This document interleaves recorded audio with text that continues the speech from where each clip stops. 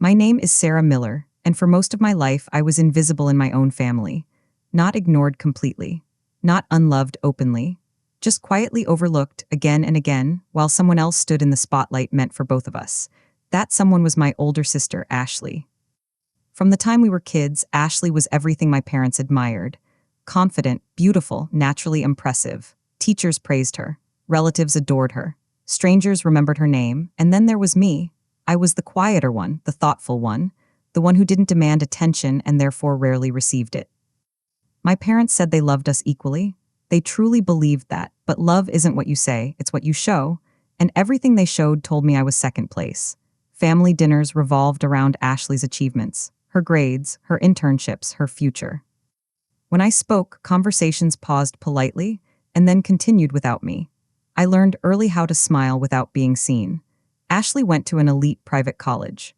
I chose environmental science at a state university because I cared deeply about land, sustainability, and long-term impact.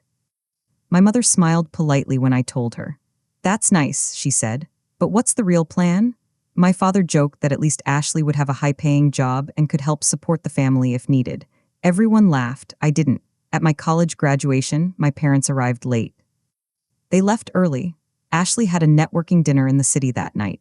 I remember standing in my cap and gown, watching their car disappear, finally understanding something painful but clear.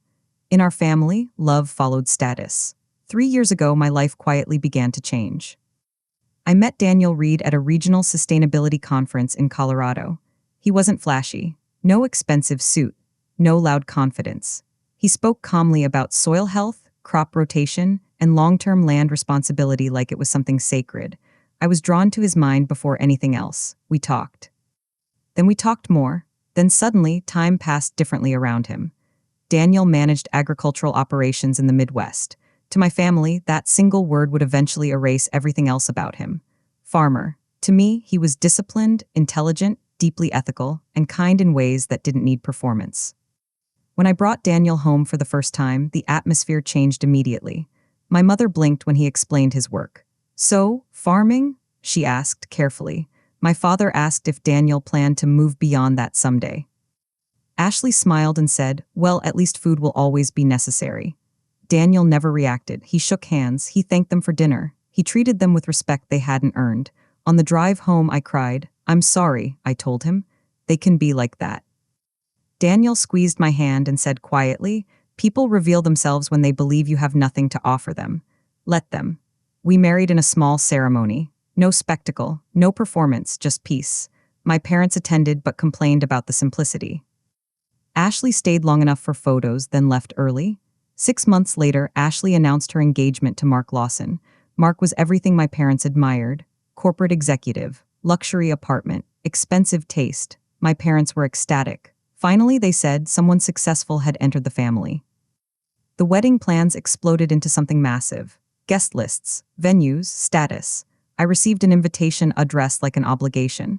What my family didn't know, what Daniel and I intentionally kept private, was that Daniel didn't just manage farmland. He owned Reed Agricultural Group, a multi-state operation supplying produce nationwide. And me. I was thriving, senior sustainability consultant, published researcher, conference speaker. We didn't hide it to deceive. We hid it because we wanted to be respected as people, not positions. Ashley's wedding day arrived dressed in luxury. Daniel and I arrived early. Ashley pulled me aside, already irritated. "There's a situation," she said. "A VIP guest is arriving." She pointed toward a side entrance. "You and Daniel can wait out there for now." Outside, plastic chairs, service hallway, I sat down slowly, heart tight, pretending not to care. I didn't know yet that this moment, this humiliation, was the final test, and that everything my family believed about power, value, and worth was about to be exposed. I sat there for several minutes, trying to control my breathing. The plastic chair felt colder than it should have. Every time a staff member passed by, I felt smaller. Not because of where I was sitting, but because of how familiar the feeling was, being placed just out of sight, just out of importance. Daniel stood beside me, silent. His stillness carried more tension than anger ever could. I knew him well enough to recognize it. He was holding back for me. I kept telling myself this was temporary, that it didn't matter, that I didn't care. Then Mark walked out. He looked annoyed, as if we were an inconvenience he hadn't planned for. Oh, he said, stopping short. You're still out here? I stood up slowly. Ashley said we should wait until there's space. Mark smirked. Right, well, don't come inside until someone gets you. We have some important guests arriving. Important, he glanced at Daniel briefly, then back at me. You know, he added, lowering his voice, Ashley's being generous letting you attend at all. You don't really match the tone she's going for. Daniel shifted forward. I placed my hand on his arm. Mark noticed. He smiled thinly. Relax, I'm just saying, try not to draw attention. This isn't exactly a casual crowd. Then he turned and went back inside. I felt my throat tighten. The humiliation sat heavy in my chest. I stared at the ground, willing the tears not to fall. Moments later, Ashley stormed out. She looked at my face and rolled her eyes. What now? I tried to explain. I barely got a sentence out. Do you always have to make things awkward? She snapped. Before I could react, she grabbed a glass of red wine from a passing tray and poured it straight down the front of my dress. The liquid soaked into the fabric instantly. I froze. For a moment, I couldn't even hear the gasps around us. I could only hear my own heartbeat. My parents rushed over. This time, I didn't expect anything from them. My mother sighed sharply. Sarah, honestly, maybe you should go home. This clearly isn't going well. My father avoided my eyes completely.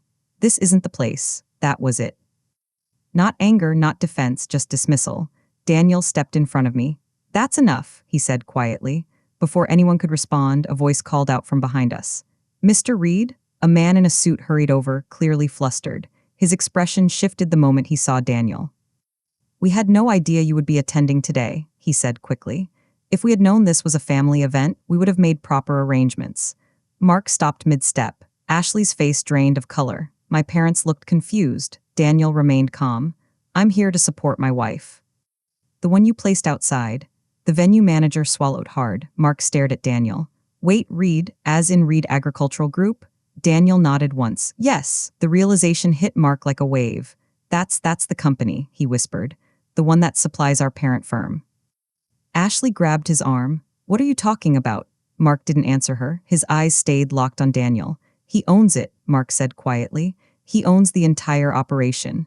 My mother laughed nervously. That can't be true, he's a farmer. Daniel met her gaze. I am a farmer, I also own the land.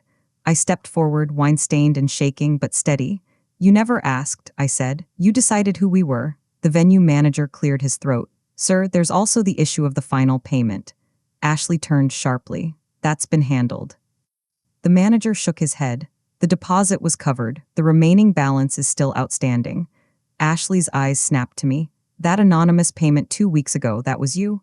I nodded. I didn't want your wedding canceled. Her expression shifted instantly. Then you can cover the rest. My mother stepped closer. Family helps family. Something inside me finally settled. Family doesn't treat someone like they don't belong, I said quietly. Daniel placed a hand on my back. You don't owe anyone here anything. Mark turned to Daniel, panic in his voice. Sir, about my promotion, we were supposed to meet next week. Daniel's tone changed. That meeting is canceled. Mark's face went pale. You insulted my wife, Daniel continued. You humiliated her publicly. That tells me everything I need to know. The venue manager announced that without payment, the reception would be paused. Guests gathered. Phones came out. Whispers spread. Ashley looked at me like I had betrayed her. You did this, she shouted. You ruined everything. I met her eyes calmly. No, I said, you did. Daniel took my hand, and for the first time in my life, I walked away without feeling small. The rest of the night was surreal. Guests whispered. Phones recorded. Vendors looked confused. People were scrambling, trying to understand what had just happened. The wedding, planned for months, had paused mid-event, and no one had a clue why. Ashley was pacing frantically. Sarah, you can't just, this isn't how it's supposed to go. I shook my head, my dress still damp, my heart finally steady. No, Ashley. This is exactly how it's supposed to go. Mark had frozen completely. He opened his mouth, then closed it again, trying to speak, but no words came out. He glanced at the venue manager, then at the staff, and back at Daniel. He realized slowly that his world had shifted. Daniel's calm was unshakable. You called my wife dirt. You humiliated her in front of our families. That behavior is unacceptable. Your promotion is canceled. HR will be in touch Monday regarding your current position and the expense fraud you've been running. That's under investigation. Mark went pale, his voice breaking. Please, I didn't. You did, Daniel interrupted. Actions speak louder than excuses. Ashley screamed, a mix of rage and disbelief. This is all your fault, Sarah. I met her eyes. My voice was quiet but firm. No. This is the truth finally being seen. You did this to yourself when you decided your image mattered more than people. The venue manager approached nervously. Mr. Reed, the payment, the deposit, the remaining balance? Daniel nodded once. The previous balance was handled. The final payment is your responsibility now. Ashley's face dropped. You mean you're not covering it? No, I said simply. I paid to prevent your wedding from being canceled, not to be a doormat. My parents had nothing to say. For the first time, their carefully constructed authority had no weight. My mother's usual lines of justification vanished. My father looked stunned, unable to conjure the words that usually belittled me. I walked toward Daniel, hand in hand, and we started to leave. Ashley ran after us. Wait. You can't just leave. What about the guests, the wedding? I turned slowly, my expression calm. You told me to wait outside. I'm just following instructions. My mother called after me, her voice trembling. Sarah, please, we are your parents. Don't do this. I stopped and looked at her. You love the version of me that succeeds, but you could never love me when you were certain I would fail. That is not love, Mom. That is control, and I am free of it. The night air felt lighter than anything I had ever experienced. As we drove away, I saw the chaos behind us, guests taking photos, caterers frantically packing, Ashley and Mark arguing with vendors, my parents trying to salvage some dignity. Daniel squeezed my hand. Are you okay? He asked. I smiled, genuinely for the first time in years. I'm better than okay, I'm free. The next morning my phone exploded, 47 missed calls, text messages begging, guilting, threatening, my mother crying, Ashley furious, Mark desperate, social media filled with videos from the night before now going viral. I showed Daniel, I feel guilty, is that crazy? He shook his head, calm as ever. Not crazy, you have a kind heart, that's what they took advantage of, never forget it. Monday morning brought more consequences. Mark was officially fired. HR confirmed expense report fraud, and without his corporate position, his debts became unmanageable. Cars returned, apartment lease broken. He had to move back with his parents. Ashley ended the engagement.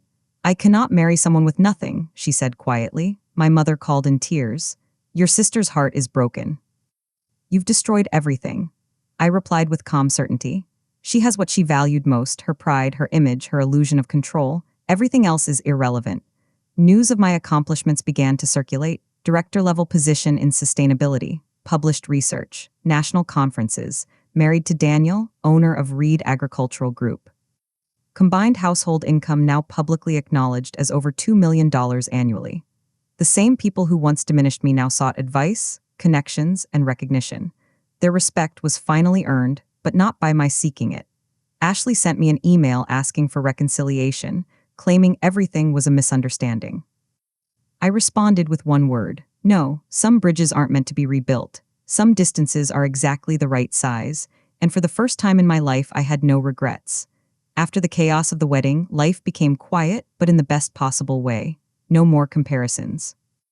No more whispered judgments. No more invisible expectations. Daniel and I focused on our work, our family, and our future. We poured our energy into sustainable agriculture projects, supporting small farmers, funding educational programs, and implementing soil regeneration initiatives. Everything we did had purpose, and for once, the measure of our success wasn't based on someone else's approval. Our lives were busy, meaningful, and calm. I woke up each morning knowing that I was building something real, something that mattered beyond status or appearances. And Daniel, as always, remained quietly steadfast. He never flaunted his wealth or accomplishments. He didn't need to. The results spoke for themselves. One day, while going through a stack of old papers, I found a picture of myself as a child. I was about 10 years old, standing slightly behind Ashley, smiling too hard, trying to be enough. I studied the photo for a long moment. Then I felt something I hadn't felt in years: compassion. For that girl who tried so desperately to earn love that was never freely given. I tore the photo in half and tossed it into the recycling. Not anger, not revenge, release. Months later, I gave a keynote speech at a national sustainability conference. Daniel sat in the front row, quietly supportive. Afterward, a young woman approached me, tears in her eyes. She said, "My family doesn't support my career choices. How did you keep going?" I looked at her and told her the truth. You don't need their approval to succeed. You need your own. Build a life so beautiful that their opinions become background noise. Surround yourself with people who see your worth. Never shrink yourself to fit a space that was never meant for you. She smiled through tears, nodding. I knew she understood. Life moved forward, and the people who had once diminished me continued with their own paths. Ashley never reached out again. Mark remained irrelevant in our circles, struggling to rebuild his career. My parents sent a few cautious emails over the months, praising my accomplishments, but I didn't respond. Some bridges aren't meant to be crossed. Some distances are just right. Daniel and I thrived. Our home was filled with laughter, mutual respect, and a sense of purpose. We never needed external validation. Our work, our marriage, our life, they were enough. I realized something important in those months. Freedom doesn't come loudly. It doesn't arrive with fireworks or public applause. It comes quietly when you stop expecting recognition from people who never saw you and start honoring yourself instead.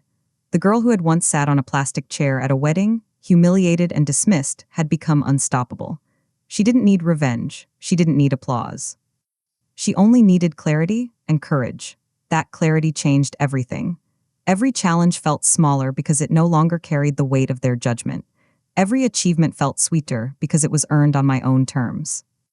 If you've ever felt invisible, underestimated, or dismissed by the people who should love you most, hear this clearly. Your worth is not defined by their recognition. Their inability to see you does not diminish you. You don't need permission to build a life full of purpose and love. Sometimes, letting go is the most powerful choice you can make. Walking away quietly, without malice, allows your life to flourish in ways they could never imagine. And that's exactly what happened to me. I walked away, not from my family completely, but from their attempts to control me. I built a life that couldn't be diminished, a life filled with love, respect, and meaning. And for the first time in my life, I felt truly free. Life after that night was a revelation. No more pretending. No more shrinking myself to fit someone else's idea of who I should be. Every day felt like a gift. Every achievement, a quiet celebration. Every moment, proof that respect begins at home, with yourself. Daniel and I continued expanding our projects. We invested in community farms, helped young entrepreneurs, and led sustainability initiatives across the country. We traveled, spoke at conferences, and mentored others who had been dismissed, overlooked, or underestimated. People began to notice me, not because of family politics, but because of the work I had done, the life I had built, and the courage I carried quietly. Even my parents reached out occasionally. "I'm proud of you, Sarah," my mother wrote in one email. "We'd like to start over." I read it carefully, then I deleted it. Some bridges aren't meant to be rebuilt. Some distances are just right. I had never been happier. Ashley's social standing had crumbled after the wedding incident. Mark's influence vanished. Their world was smaller now, but that was their choice, not mine. I learned something powerful from all of this. You cannot control how others treat you. You cannot force recognition. But you can control how you respond, how you carry yourself, and the life you build. I stood on stages, spoke to hundreds of people, and often saw young women nodding, some with tears in their eyes. "I understand," they said. "I see what you mean." I reminded them every time, your worth is not dependent on those who fail to see it. You do not need permission to thrive. You do not need approval to live fully. You do not need anyone's recognition to validate your life. I built my family. I built my work. I built my life, and it was beautiful. And it was mine. The girl who once waited outside a wedding in humiliation was gone. The woman who walked away with clarity, strength, and freedom was standing tall. Freedom isn't loud, it isn't vengeful, it's quiet, it's deliberate, it's choosing yourself when others refuse to. And finally, I did. I chose myself. I chose Daniel. I chose purpose, love, and integrity over their opinions. I chose a life that no one could diminish. And for the first time, truly, I was free.